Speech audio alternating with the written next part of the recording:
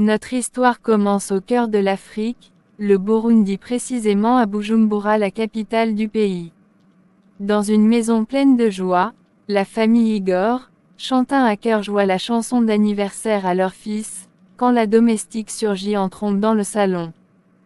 Madame, madame, Diana, que ce qu'il y a? madame, il y a une personne dehors. Elle dit avoir besoin de vous. Elle ne t'a pas dit qui elle est. Non.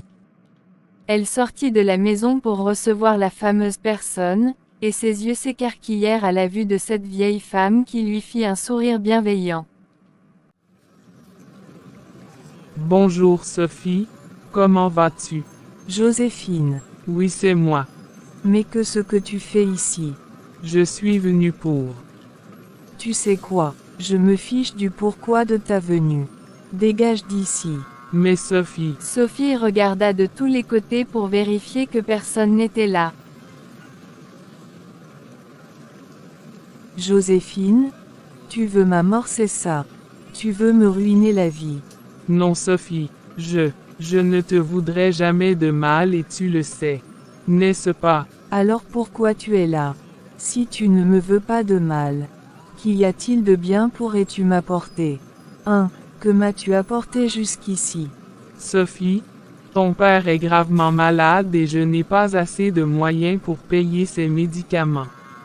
Et alors, que ce que tu veux que j'y fasse? C'est ton mari, pas le mien. Sophie. Sophie? Sophie quoi? Joséphine ne m'attire pas les ennuis. Tu te souviens au moins que je suis ta mère. Tu devrais me témoigner un peu plus de respect. D'accord, d'accord. Joséphine? Je te respecte mais va-t'en de chez moi. Sophie chercha dans ses poches et trouva 10 000 francs. Tiens, ça devrait te suffire? Non. Tu penses que je suis là pour mendier de l'argent, Sophie? J'ai honte d'être ta mère. Quel genre de fille es-tu? Sophie, quel genre de mère es-tu? Bon, dis ce que tu veux sur moi mais va-t'en. Je ne veux pas que quelqu'un te voie ici. Tu veux combien? Dis-moi le prix et je te donne. C'est bon, je m'en vais. Au final, tu ne changeras jamais. Et ta fille va bien. Tu ne l'as pas oubliée, j'espère. Je n'ai pas de fille. D'accord. C'est comme tu veux. Tu me décevras toujours. Joséphine partit sur ces mots et Sophie retourna dans la maison. Ça a pris du temps, chérie. Qui était-ce? Ah, eh bien? Personne de bien important. Tu es sûre? Oui, c'était juste une mendiante que j'aide de temps en temps. Ah, ok. Nous pouvons alors continuer à couper le gâteau. Sébastien. Oui papa. À toi l'honneur. Oui papa. Les chants reprirent alors que Sébastien, qui venait d'avoir 9 ans, coupait le gâteau. Sophie n'approuvait ni culpabilité, ni honte, à propos de sa conversation avec sa mère. Joséphine, quant à elle, c'était la dernière fois qu'elle revut sa fille, après la façon dont elle l'avait traitée. Elle ne voulait plus la revoir, tant bien que les années passèrent. Depuis le matin, ses yeux n'avaient pas lâché la fenêtre, comme si elle comptait les oiseaux qui y passaient. Pourtant Rose n'avait pas l'habitude de se laisser distraire en classe. Bientôt, ce fut la récréation qui sonna. Tout le monde sortit de la classe pour jouer, tout le monde à part une fille. Rose, une camarade de classe, remarqua cela et se rapprocha d'elle pour s'assurer que tout allait bien. « Salut Rose, ça va? Oh, bonjour Gladys. Ça va bien et toi? Ça va, dis, ces derniers temps je te trouve très distraite. Tu es sûre que ça va? Oui, t'inquiète pas. D'accord, mais, si jamais il y a quelque chose qui ne va pas. Je sais que nous ne sommes pas vraiment proches, mais si je peux me rendre utile, je suis là si tu as besoin de parler. En fait, ça ne va pas. Je l'avais remarqué. Qu'y a-t-il? Voilà, ma grand-mère est malade. Très malade, et je n'ai pas les moyens de la faire soigner. Oh, Je suis vraiment désolée Rose. Je ne savais pas, mais dis-moi, c'est toi qui dois la faire soigner. Je veux dire, tu n'as pas quelqu'un d'autre pour prendre ses responsabilités. Enfin, des tantes ou alors des oncles pour. Non, il n'y a que moi et ma grand-mère. Comment ça se fait? Eh bien, je n'ai jamais connu mon père, ma mère m'a abandonné chez mes grands-parents quand je n'étais encore qu'un bébé. Alors elle non plus je ne l'ai jamais connue. Puis mon grand-père nous a quittés il y a quelques années, après avoir tombé gravement malade. Et maintenant j'ai peur que ça recommence avec ma grand-mère. Oh Rose, je suis tellement désolée, je ne savais rien de tout ça. Non, c'est pas comme si c'était de ta faute. Non, je suis vraiment désolée. Et Gladys chercha quelque chose dans son sac à dos, et sortit de l'argent. Prends ça Rose, je sais que ce n'est pas grand-chose, mais, c'est tout ce que j'ai. Waouh, 10 000 francs. Gladys, tu n'as pas à te donner tant de mal. S'il te plaît, accepte ça. Ça peut t'aider même si ce n'est pas grand-chose. Merci beaucoup Gladys. Je te revaudrai ça. Non, c'est normal. Rose n'avait qu'un vœu, que les cours se terminent pour qu'elle puisse rentrer voir sa grand-mère. Elle était sur le chemin de la maison quand quelqu'un l'interpella.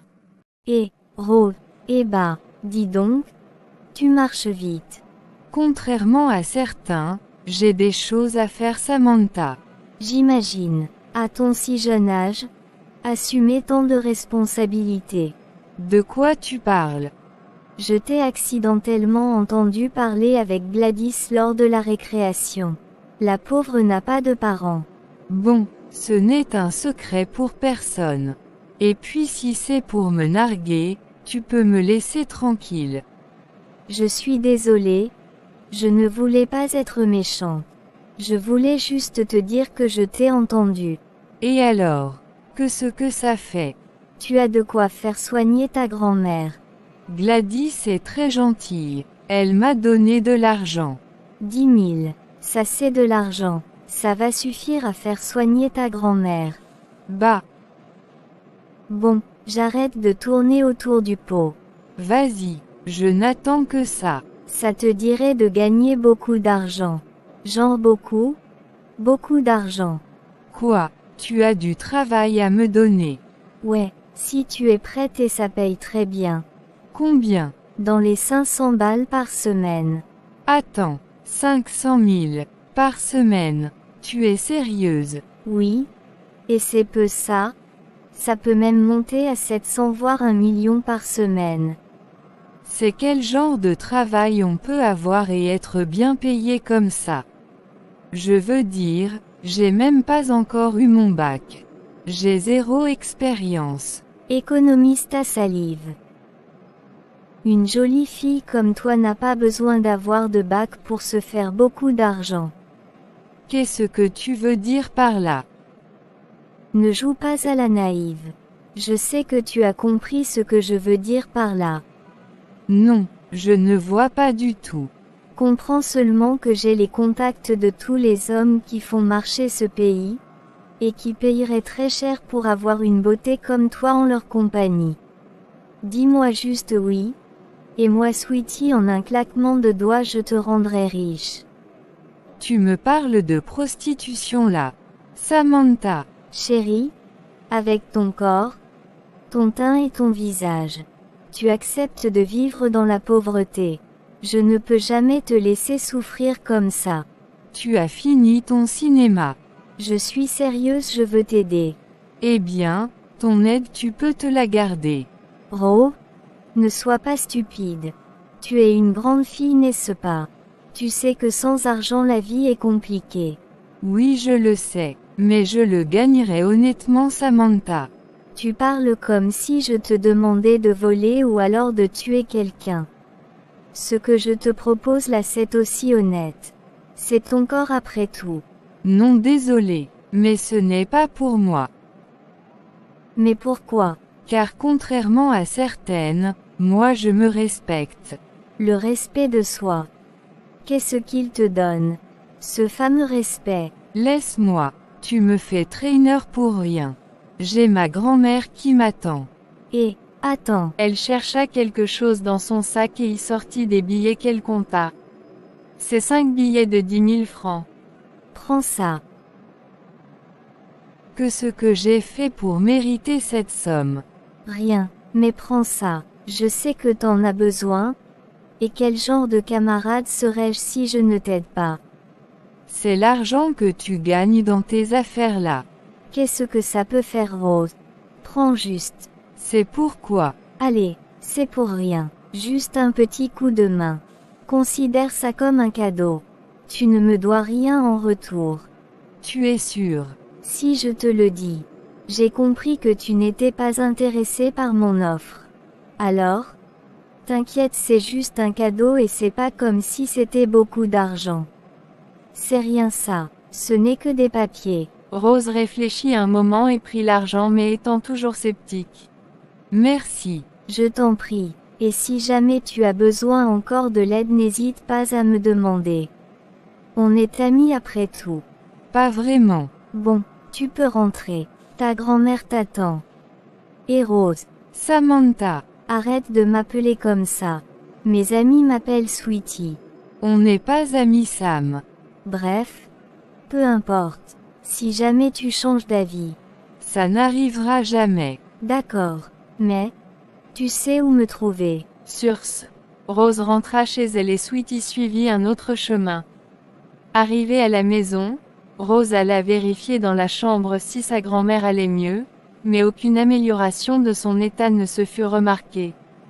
Rose entreprit alors d'aller à la pharmacie du coin, pour acheter quelques médicaments, avec l'argent que lui avaient donné ses 2 camarades de classe. Bonjour madame. Bonjour jeune fille. Comment ça va? Un peu bien. Ma grand-mère ne manifeste aucune amélioration. L'avez-vous emmenée à l'hôpital pour se faire consulter depuis la dernière fois? Non. Pourquoi? Je n'avais pas les moyens. Même les médicaments je les avais pris à crédit. Vous souvenez-vous? Oui, je me souviens. D'ailleurs je vous apporte votre argent. C'était combien? 20 000. Rose regarda l'argent, et se rappela qu'elle n'avait pas de stock non plus, et l'argent qui allait lui rester n'allait même pas suffire pour emmener sa grand-mère se faire consulter. Et ça faisait maintenant 2 jours qu'elle n'avait rien avalé à part de l'eau.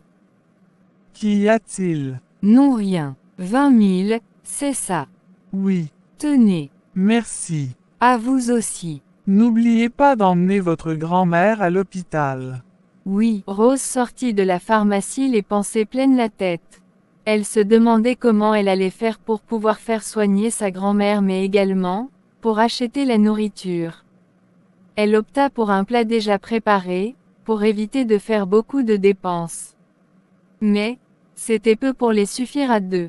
Alors elle décida de l'apporter à sa grand-mère malade. Arrivée à la maison, elle trouve la porte grande ouverte. Et pourtant, elle était certaine de l'avoir laissée fermée.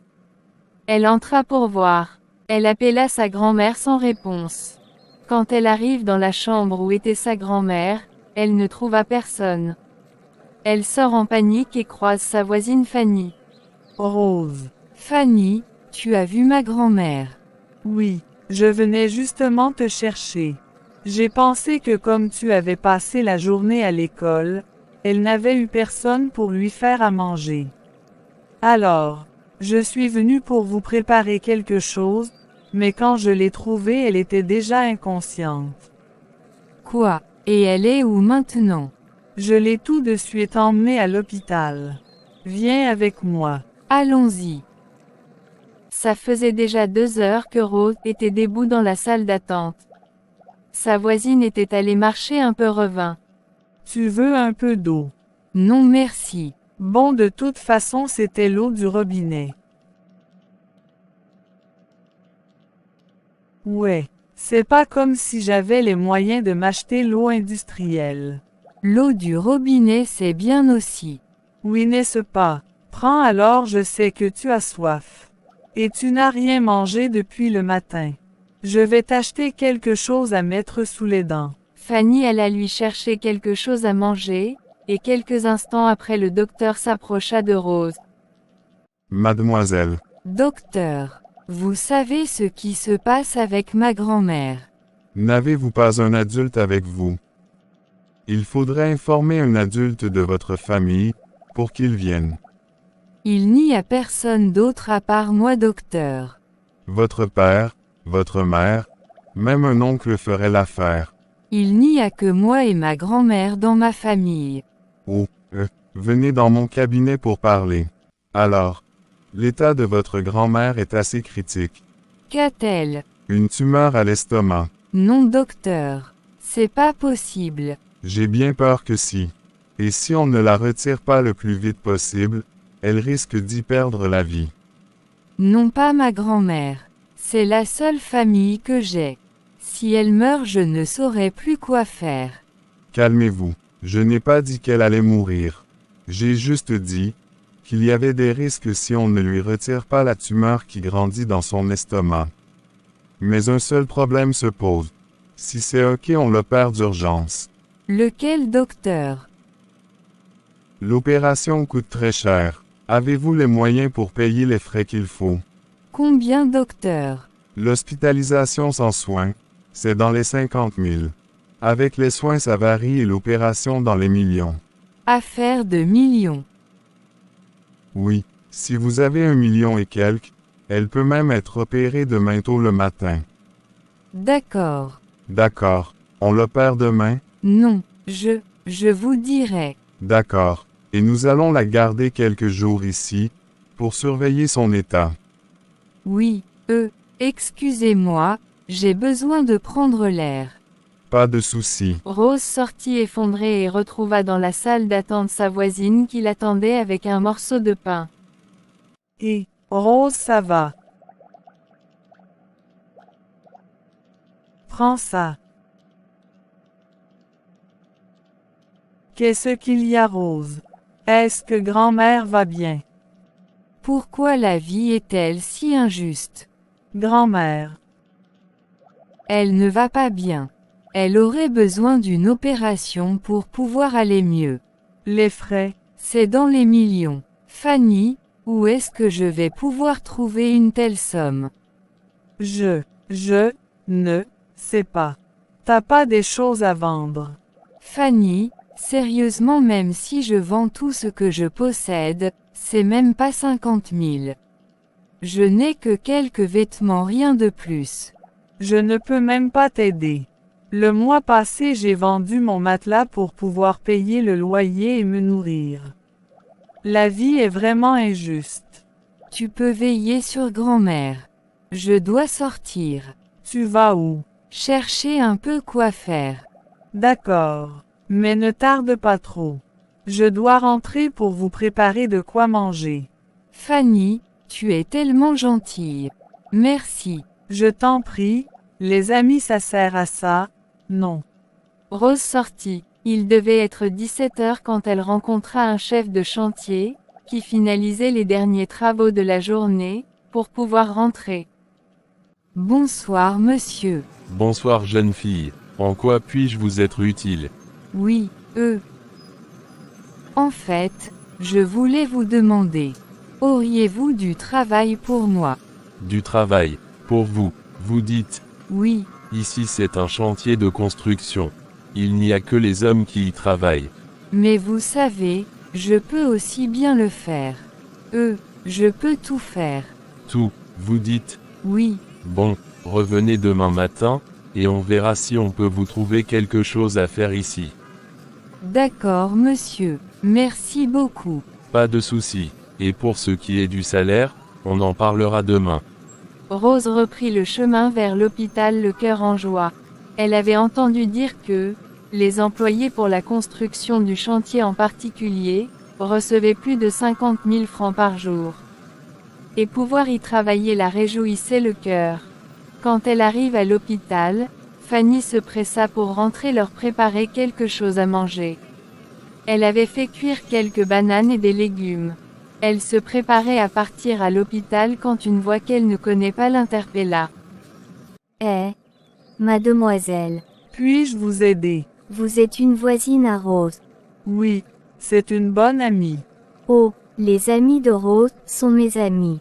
Je peux savoir qui vous êtes. Je m'appelle Samantha, mais mes amis m'appellent Sweetie. Je suis une camarade de classe de Rose. Elle m'avait dit que sa grand-mère était malade, alors je suis venue pour la rendre visite. Mais je vois qu'il n'y a personne. Ah, oui, Rose est à l'hôpital. Sa grand-mère a été hospitalisée. Si vous voulez, vous pouvez venir avec moi, car je m'y rends là maintenant. Non. Il se fait un peu tard. Mais, tu peux me donner le nom de l'hôpital en question et demain je viendrai. D'accord, le nom de l'hôpital c'est Espérance. D'accord. Merci. Ça sert à rien de réviser maintenant, si tu ne l'as pas fait hier. Il est déjà trop tard. Laisse-moi Sweetie. Tu n'as pas vu Rose dans le coin. Non, elle n'est pas encore arrivée. Elle risque d'être en retard. Je crois qu'elle ne viendra pas. Ce n'est pas son genre de rater les cours. Même quand elle est malade, elle vient quand même. Et en plus, nous avons une interrogation aujourd'hui. Des fois dans la vie, il y a plus important que les cours. Arrête un peu. On est en terminale. L'effort de quelques mois qui restent n'est pas trop demandé. En plus, je sais que pour Rose, rien n'est plus important que les cours. Bof, si tu le dis. Et puis pourquoi tu témoignes tant d'attention à son égard? C'est une camarade de classe. J'essaie juste d'être sûre que notre amie va bien. La solidarité féminine ne te dit rien.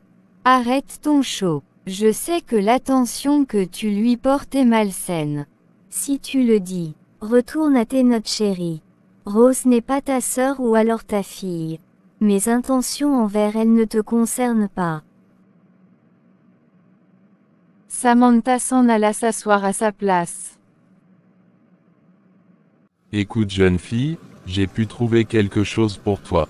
Merci beaucoup monsieur. Tu vas devoir transporter les planches du camion qui est juste là-bas, juste ici. Et ne t'inquiète pas, tu n'es pas seul. Je ne vous décevrai pas monsieur. Mais une jeune fille comme toi ne devrait pas être à l'école.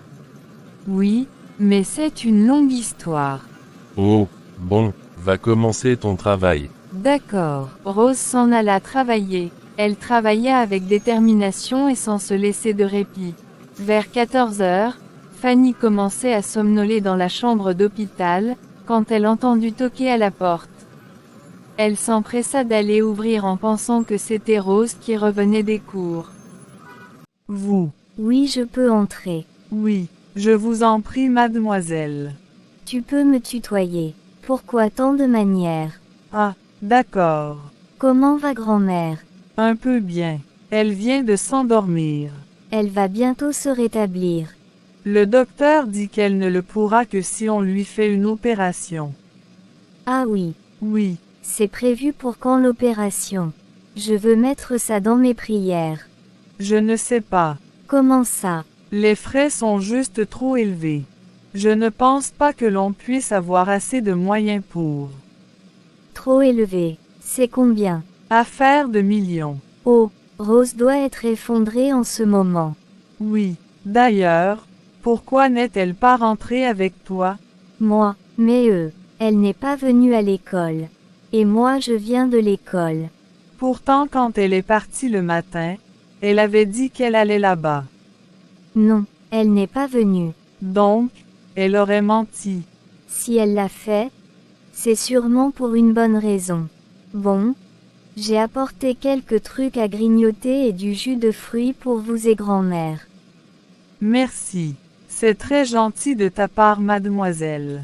Samantha ou alors Sweetie si tu préfères. D'accord Sam. Et moi c'est Fanny. Je crois que j'avais oublié de me présenter la dernière fois. Je suis enchantée. C'est étrange. Rose ne m'a jamais parlé de toi. Ah oui, comment? C'est vraiment très étrange. Bon. Parlons d'autre chose. Et toi, si je ne me trompe, tu dois avoir la même âge que nous. Tu as déjà fini tes études. Non, j'ai dû arrêter. C'est une très longue histoire et je risque de t'ennuyer. Non. Je suis là. J'ai tout mon temps. Le soir tomba sur la magnifique ville de Bujumbura, les routes et les ruelles étaient déjà éclairées par les lumières de la ville. Il était maintenant 19 heures. Rose était en train de se rendre à l'hôpital où se trouvait sa grand-mère. Seigneur, comment faire? Même le travail que j'avais trouvé s'avère être inutile. Elle n'avait pas fini de se lamenter, quand elle aperçut une camarade de sa classe au bras d'un homme d'une cinquantaine d'années. Et de la manière dont il se parlait, il ne semblait pas être son père. Attends, ce n'est pas Gladys que je vois là.